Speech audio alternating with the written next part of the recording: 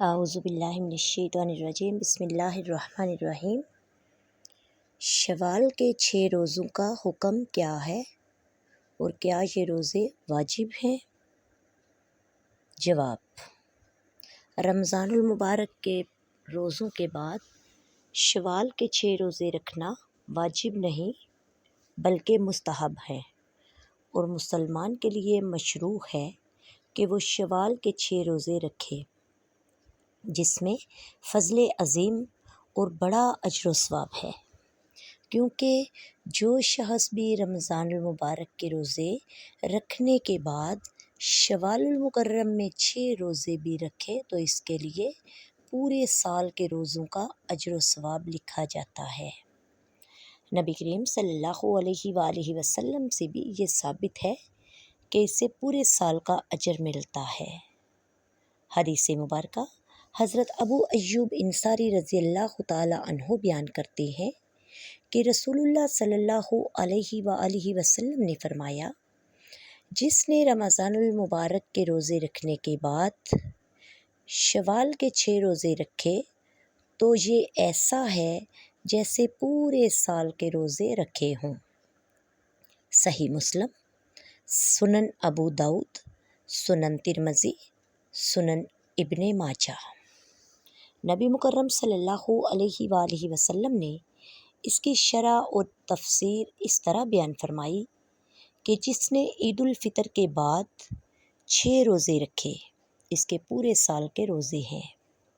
جو کوئی نیکی کرتا ہے اسے اس کا اجر 10 گنا ملے گا، اور ایک روایت میں یہ بھی ہے کہ اللہ تعالیٰ نے ایک نیکی کو 10 گنا کرتا ہے، لہٰذا رمضان المبارک کا مہینہ 10 مہینوں کے برابر ہوا، اور 6 دنوں کے روزے سال کو پورا کرتے ہیں۔ سنن نسائی، سنن ابن ماجہ، صحیح الترغیب والترہیب، اور ابن خزیمہ نے روایت کیا ہے، رمضان المبارک کے روزے 10 گنا اور شوال کے 6 روزے 2 ماہ کے برابر ہیں، اس طرح پورے سال کے روزے ہوئے۔ رمضان المبارک کے بعد شوال کے 6 روزے رکھنا پورے 1 سال کے فرضی روزوں کے برابر ہے۔ حنابلہ اور شوافع فقہا کرام نے بھی اس کی تصریح کی ہے، وگرنہ تو عمومی طور پر نفلی روزوں کا اجر و ثواب زیادہ ہونا ثابت ہے، کیونکہ ایک نیکی 10 کے برابر ہے۔ پھر شوال المکرم کے 6 روزے رکھنے کے اہم فوائد میں یہ شامل ہے کہ روزے رمضان المبارک میں رکھے گئے روزوں کی کمی بیشی اور نقص کو پورا کرتے ہیں، اس کے عوض میں ہے، کیونکہ روزہ دار سے کمی بیشی ہو جاتی ہے اور گناہ بھی سرزد ہو جاتا ہے، جو کہ اس کے روزوں میں سلبی پہلو رکھتا ہے۔ روزے قیامت فرائض میں پیدا شدہ نقص نوافل سے پورا کیا جائے گا، جیسا کہ نبی کریم صلی اللہ علیہ وآلہ وسلم نے فرمایا، روز قیامت بندے کے اعمال میں سب سے پہلے نماز کا حساب ہوگا۔ نبی کریم صلی اللہ علیہ وآلہ وسلم نے فرمایا، ہمارا رب عز و جل اپنے فرشتوں سے فرمائے گا، حالانکہ وہ زیادہ علم رکھنے والا، میرے بندے کی نمازوں کو دیکھو۔